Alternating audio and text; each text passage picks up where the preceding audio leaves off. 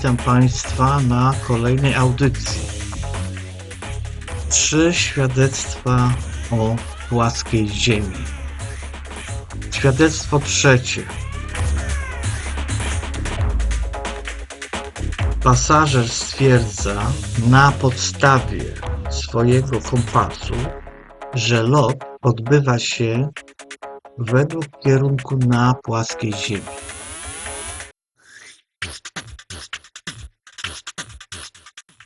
Świadectwo czwarte i piąte. Pilot oraz inżynier zrywają zasłonę kłamstwa. Siły Coriolisa to oszustwo. Loty są na płaskiej Ziemi według naziemnych punktów kontrolnych.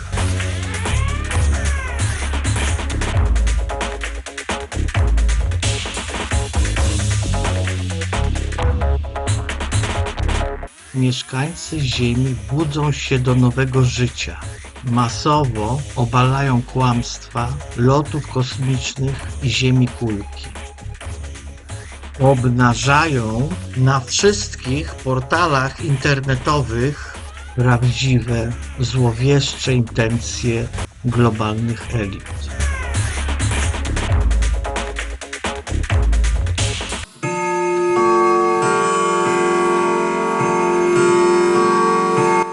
Zapraszam Państwa na audycję.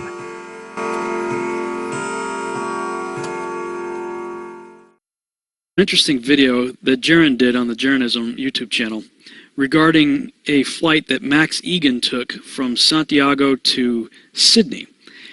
Now, I'm going to play a few minutes worth of a clip. I've modified it a bit to add some animation with the little compass that I've created to further elaborate on the point that Jaron was making. So, as we look at the great circle route that you would take going from Chile, Santiago, Chile, across the Pacific Ocean all the way to Sydney, Australia, you would take this route, which is exactly as he said. You would start out first going south or southwest, and then you would take a little portion of it going west, and then you would go northwest. So that would be the lineup. I was looking at their compass, and their compass at one particular point was reading northwest, and my compass was reading west-southwest. And my compass stayed reading west-southwest for the entire journey, well, the entire journey that I was awake anyway. So just to kind of show what he was saying, he said every time he checked his compass, he was getting a southwest reading, which a flat earth would show. And on the on-screen video display on the back seat of the seat in front of him, was showing a northwest, as the globe would show. He had been asleep for 5 hours, he said, but when he woke up, the plane was showing the portion of the trip as northwest, but his compass was showing a different reading of southwest. He also claimed that his compass remained in the southwest position for the entire remainder of his flight, and then he went home and checked the compass against many others, a digital compass and another compass, and said his compass was working fine. So we'll listen to the rest of this and watch the video of him showing us exactly what anomaly he found. But I was asleep for 5 hours during the journey, but every time I checked my compass, it was pointing south-southwest, and I find that a bit strange that I would be flying south-southwest all the way from Santiago to Sydney. It didn't really make a lot of sense to me. So that's a weird thing. Whether there's some weird electromagnetic interference in the plane that's causing my compass to do weird things, I don't know. But I took the compass. I took a little video of the compass on the screen, and I compared it with my compass sitting on the table, pointing directly straight ahead to the nose of the plane, and I was getting a different reading. So that's something that may interest you. Well, that's amazing, Max. I mean, if you look at the Gleason's map, if you were traveling, you would be going west-southwest the entire way. So, I mean, those are the kind of things that are important because they are not possible on a globe. And so these are the kind of things when you say it's not provable, you just kind of proved it. That something is wrong. No, I didn't prove anything. What I offered you was an interesting piece of information. It should be put Okay, right. Which we will add to our preponderance of evidence, and that's beautiful, and we appreciate that. I can actually play, and for people out there that are saying, "What are you saying this for, Max?" Can you turn my screen on? Would you like me to share that particular video with you? I would love it. Yeah, folks, I've been asleep for about 5 hours. There you go. We got it. We're now, as you can see, it's down for it. So here we can clearly see that the plane is in the portion of the flight that it's turning northwest, as seen by the on-screen display. You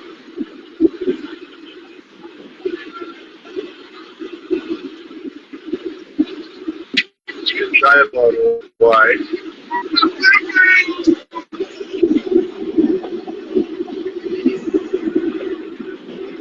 You can say it's mostly flat. Use the focus.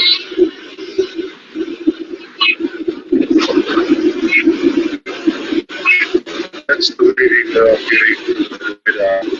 getting. So as we can see here, as he said, in the radar or on the on-screen display, clearly the plane is traveling northwest, according to the flight tracker.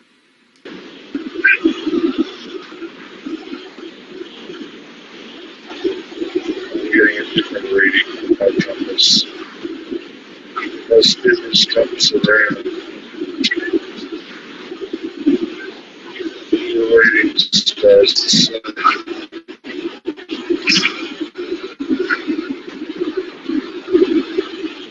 So they're giving me a reading of northwest. They're giving me a map direction of northwest. But on my compass, I'm getting a reading to southwest. So as you can see, the compass is clearly showing southwest or west-southwest, and the on-screen display is showing it is going northwest. Something is clearly weird about that particular flight, which seems to show northwest as the intended path of the flight, yet Max clearly showed, at least that portion of the flight was showing southwest on his compass, and he claims that it showed southwest the entire time he was awake. Let me show you a flat Earth map so you can get an idea of why that's a big deal. Now, as you heard Bob say, this is not necessarily proof, it's just something that's very interesting and worth mentioning. Now, let me look at the flight as it would take place here on the Gleason's map. Now, again, none of us are claiming that this Gleason's map is exactly correct. We're not claiming that the sizes of the continents are correct or the distances between them. It's just something to give us an idea if we're looking at a flat Earth kind of model. You can see the black line being the flight's path if it were on a flat Earth. And if you look at the lines that have the green on them, those are lines where the plane would be flying northwest. The line with the purple would be flying about west, and then all the yellow lines would be flying southwest. So the interesting thing there is, when Max said that the second half of his trip, the entire time he was awake, his compass was showing southwest, that would make sense with all the yellow lines, as you see. Remember, north is relative to where you're at, with south behind you, so that's what those little pink lines show us. And as you can see, all the yellow lines are actually a southwest flight direction, where on a globe, he should have been going northwest. And that's the anomaly that he found. Now, I understand that that's not the path that is typically plotted. The path that we always see these planes supposedly taking is going under the ball, and they go by the coastline. I don't know if they even get close enough that they can see it, but they at least get fairly close to the Antarctic coastline. The hard part is tracking these flights on any kind of third-party website or something where they track southern flights. From what I understand, it's pretty difficult to track anything after about an hour from the coastline. They disappear. So I haven't personally spent the time trying to figure that out or looking into it. You know, maybe somebody else can. Jaron's making the assumption that it's a direct flight the way he has it depicted here on the azimuthal equidistant map. I don't know that you can make that assumption, but it is interesting. Whatever assumption you start with, you have to admit it is very interesting that the on-screen display says that they are on a northwest heading, which is what you would expect if you just flew up from under the ball, headed towards Sydney. Yet Max Egan has this compass sitting on his tray showing a heading of southwest. Things that make you go, My name is Joshua Silva. I am a licensed commercial pilot and flight instructor. I have had a lifelong love of aviation and aerospace, and when growing up I even fancied myself an amateur astronomer. I would drag my family and friends, anybody I could, to every air show I could possibly find in Northern California. I was the only kid you knew, or anybody knew, that knew the various components on aircraft, spacecraft by heart. I absolutely loved anything to do with flying or space. But my love of aviation and aerospace never stopped. I continued studying, had an entire library full of aviation books of various military and civilian aircraft, military history, every aviation campaign and theater in almost any war. I studied religiously, and it was just out of pure passion. Later in life, many years later, I decided to become a pilot. As strange as it may sound, it hadn't occurred to me to become a pilot up to that point. I just simply loved aviation and aerospace, but I decided to become a pilot, and I began attending a prestigious flight academy in the Midwest and attending university at the same time, and to gain a degree in aeronautics and aerospace. Shortly thereafter, I began flying twin turboprop aircraft out of Northern California for several nonprofit organizations, and years after that I found myself flight instructing for various small flight schools, both in California and in Arizona, and then on to large academies that trained for the airlines and even some military flights. Shortly thereafter, I began flying regional business jets, and that's when the story of me finding the topic of flat Earth started. Could the Earth actually be flat? I began to see opinions and arguments that seemed logical, but I heard several arguments, which I now know were most likely disinformation, easily disprovable in the aviation world, but there were some that stuck with me. And so, myself being the way I am, I ran quickly, metaphorically, to my old textbook, and I opened my old textbooks, found them, unpacked them, cracked them all open, and even downloaded brand new copies in PDF form offline of all these books to make sure that nothing had been changed. I thought for certain that I knew exactly what compensation pilots are trained while flying to compensate for the spin or the rotation of the Earth, for instance. As far as falling around a globe, I assumed in my mind would be an aircraft's angle of attack. But upon more study, I found that not to be true. The angle of attack being the angle between the aircraft's flight path and the relative wind, which is something that pilots are very familiar with, and it's the idea that an aircraft has to be slightly pitched up, essentially to stay airborne, or a surface of that aircraft has to be pitched slightly to create a difference in air pressure to hold the aircraft aloft. And that is assumed, or was assumed at that time by myself and other pilots, to be the compensation one would make for falling around a globe while flying, period. But upon further research, I found that this was not the case, and it was not even mentioned anywhere. This compensation was not mentioned anywhere I could find in any resource that I had gone to flight school with. And they were extensive. There were many, many books, especially as one progressed towards the commercial flying side, especially elective courses, especially if you're going to university as I was studying aerospace, then you would assume, and I had assumed, that this was calculated for.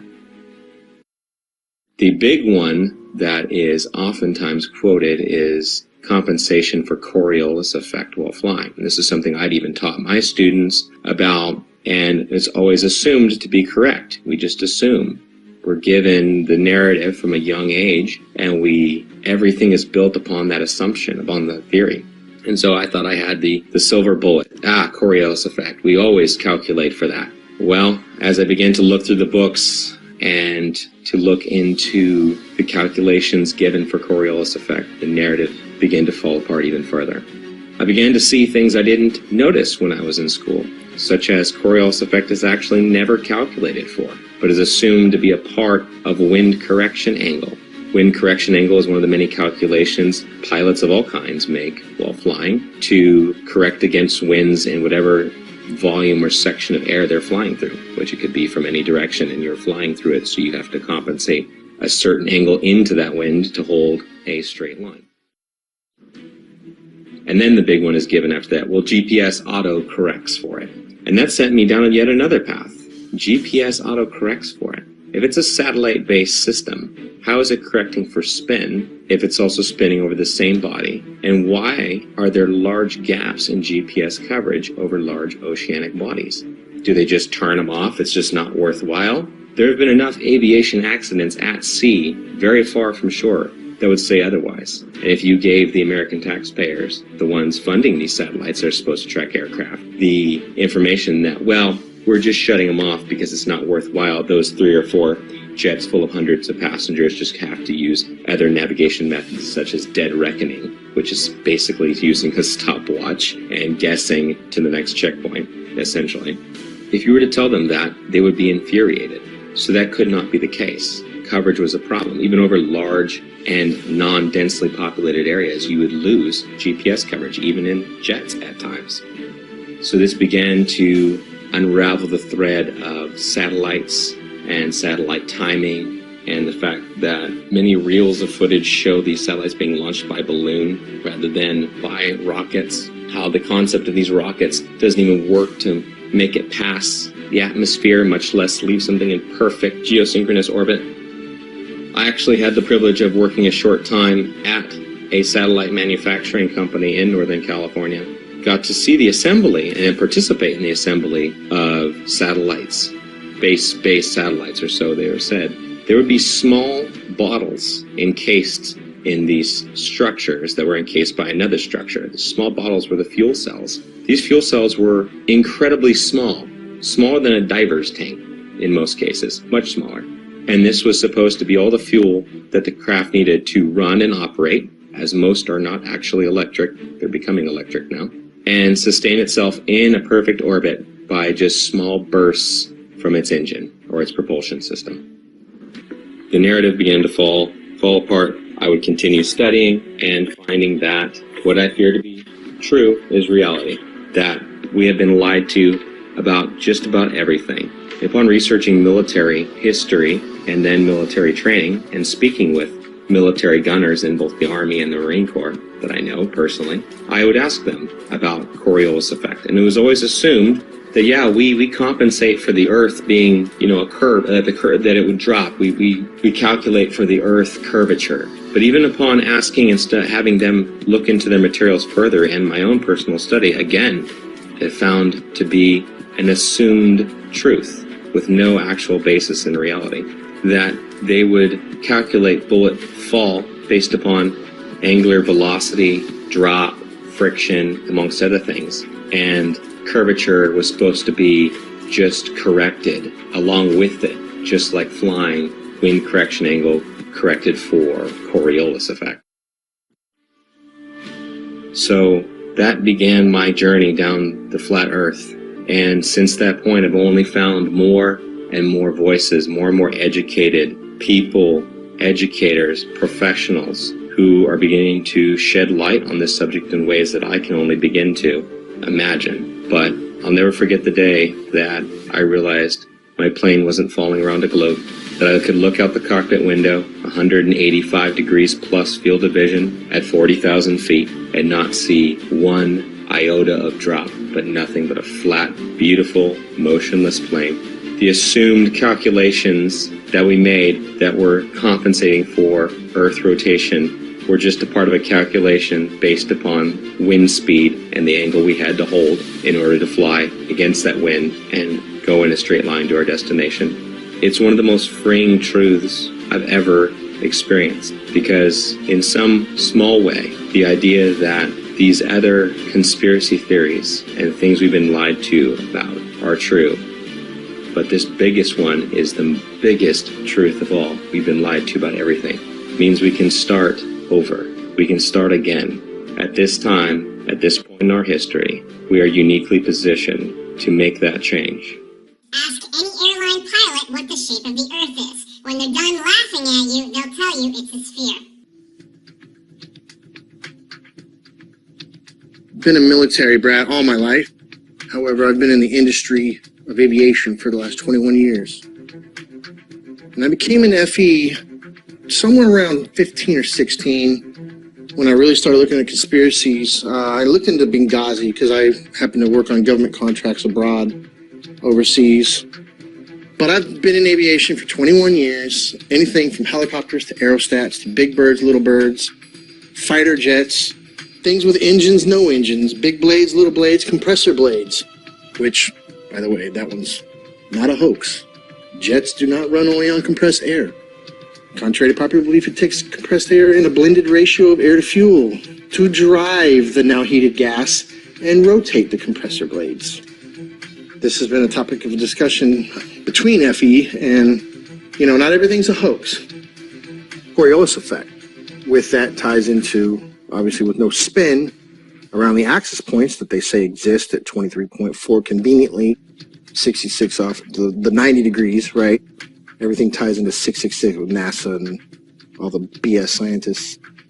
Our aircraft have things called ADIs, attitude direction indicator, which gives correlation between the aircraft housing or the shell around the gyro itself. The ADI is nothing more than a gyro that will always reference level. I don't care what any pilot says. I don't care what any mechanic tells you. There's a reason that pilots have one book called a Pilot Operating Handbook, and there's every other book, right? From structures to avionics to wiring diagrams to the actual components that make up these systems. That is a standalone system. The ADI does not lie. I don't care how cold it is, how high you are, and some of these guys are pretty damn high. It doesn't matter where you're going. It doesn't matter where you've been. It doesn't matter where you are over the realm itself. Again, as far as ADIs, in every aircraft, it references the level horizon or references sea level always. There's no way that you can convince somebody of sound mind that if you take off from New York and immediately flip upside down, now your housing or your ADI is referencing upside down to you because you're upside down. It's right side up. It cannot deviate off level. It doesn't matter how much fuel you got in your tanks. It doesn't matter if you're a helicopter or an aerostat or a fighter jet. That gauge will always reference level. It has to, because otherwise it would be a poor reference. And if you could manipulate it, why would you even have it in the airplane or your aircraft? But if you go and take off 2 miles away, do a barrel roll, you're now flying upside down. At what point does that gauge show you back right side up? A half a hemisphere away? Is that what we're led to believe? Is that what we're supposed to believe? At what point does it right itself?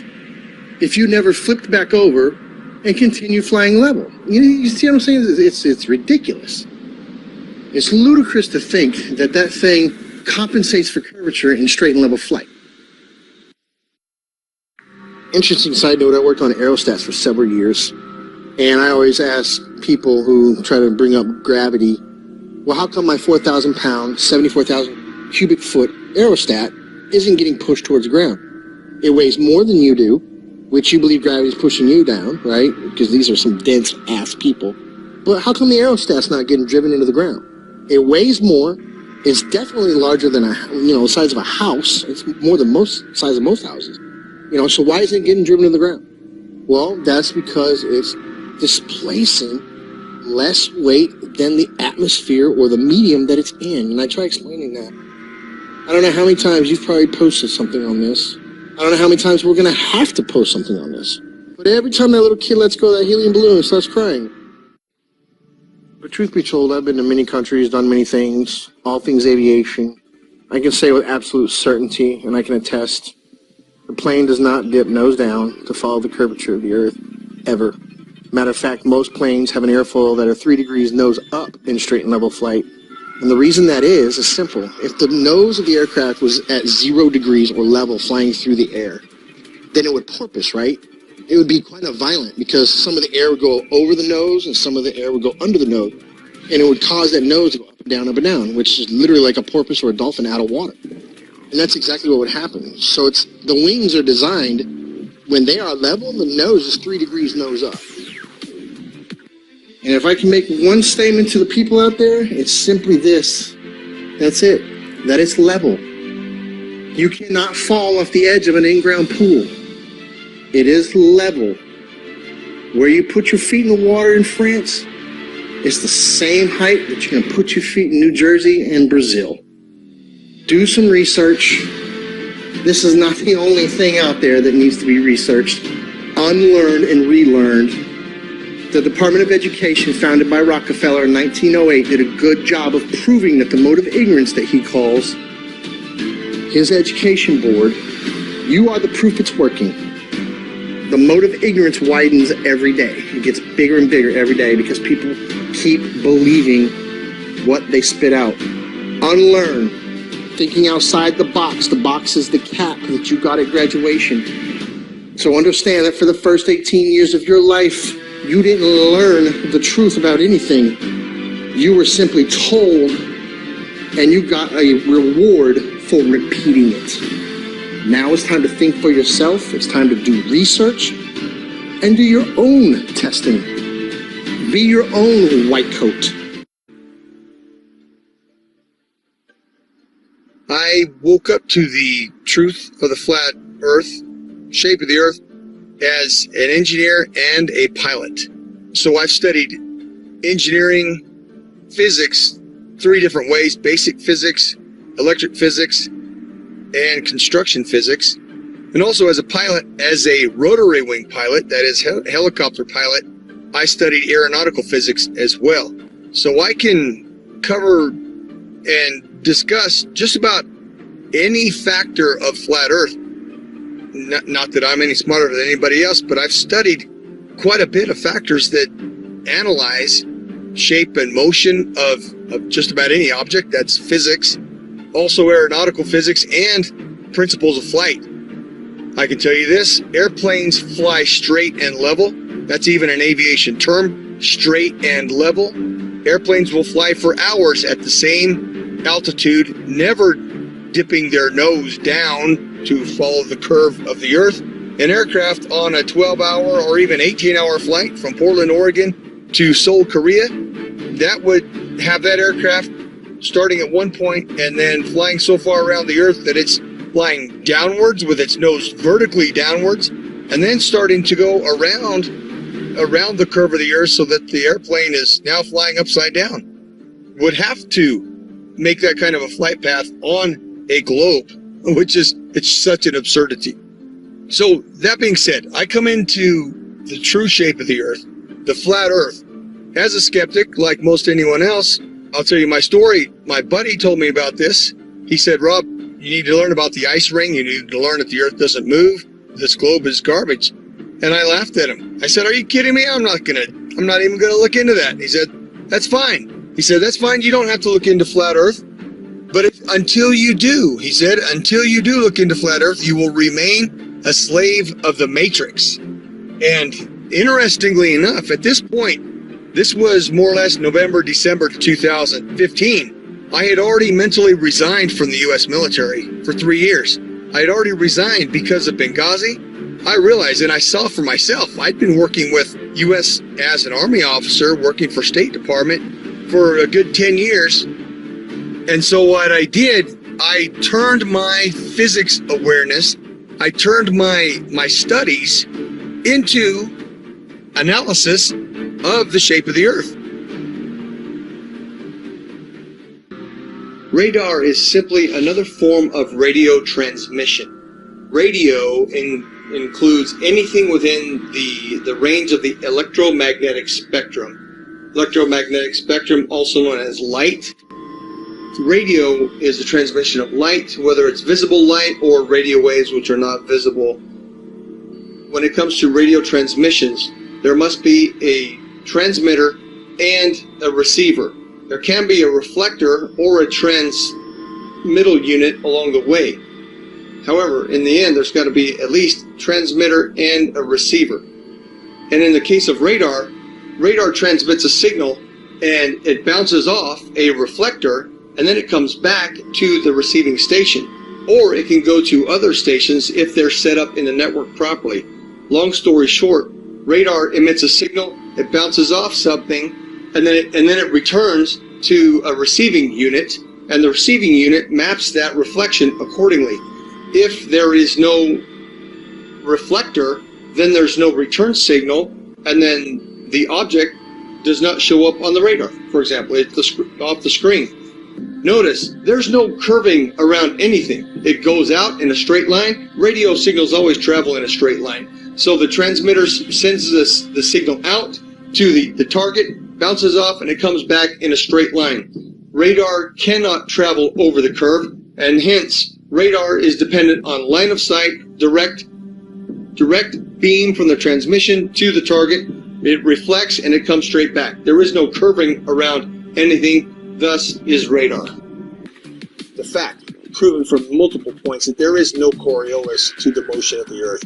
And I'm speaking from a pilot's perspective, also an engineer's perspective, because I obtained a degree as an engineer before I went to flight school. So I'm both a pilot and engineer at once. So, number one, there is no rotation of the Earth, proven by the fact that a helicopter pilot can hover the aircraft indefinitely, motionless, above a single point of the Earth.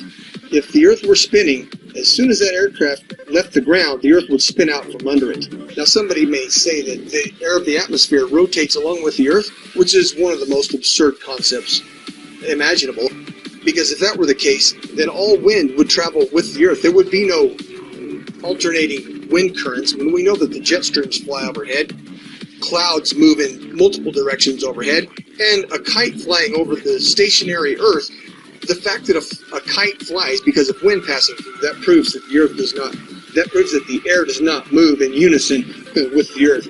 Number two, airstrips do not rotate away from a landing aircraft. Anybody who's seen a pilot's view when an aircraft lands, well, the aircraft lands to a motionless airstrip.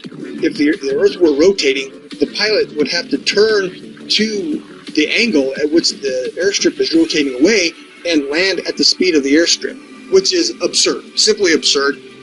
Airstrips do not rotate away from the aircraft, and on an east to west landing strip, if the aircraft is landing to the west, the airstrips do not land moving towards the airplane. That's insanity, okay, simply stated.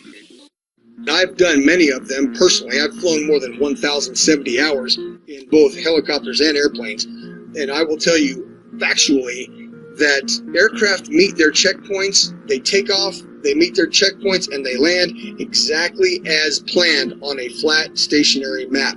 No pilot, I say again, no pilot has ever accommodated for the rotation of the Earth when planning flights and takeoff to checkpoints along the way, and then landing. Pilots can plan so well that they can take off and land hundreds of miles away down to within 30 seconds of their planning, because the Earth simply does not rotate.